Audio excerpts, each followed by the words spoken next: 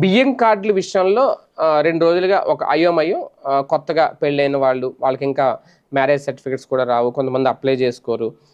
లేదంటే wedding card అయినా ఉండాలి శుభలేఖ. అదుంటేనే ఆహ్, ఈ కార్డ్ ఇస్తాం బియ్యం కార్డు. ఇలా రకరకాల ప్రచారాలు. అయితే వాటన్నిటికి ఫుల్ స్టాప్ పెట్టారు. ఆ శాఖ మంత్రి, పౌర సరఫరాల శాఖ మంత్రి నాదెండ్ల మనోహర్.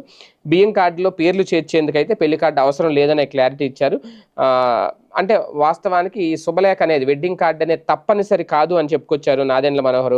ఒంటరి మహిళల ఇళ్ల వద్దకు గ్రామ వార్డు సచివాలయ సిబ్బంది వెళ్లి వారిని ధృవీకరిస్తారని, దాని ఆధారంగా ప్రభుత్వం బియ్యం కార్డులను అందిస్తుందని చెప్పారు. మంత్రివర్గ సమావేశాల వివరాలు వెల్లడి సందర్భంగా మీడియా ప్రతినిధులు అడిగిన ప్రశ్నలకు సమాధానం ఇచ్చారు. ఒంటరి మహిళలకు సింగిల్ మెంబర్ కార్డులు ఇస్తామని ఇప్పటికే ప్రభుత్వం ప్రకటించింది.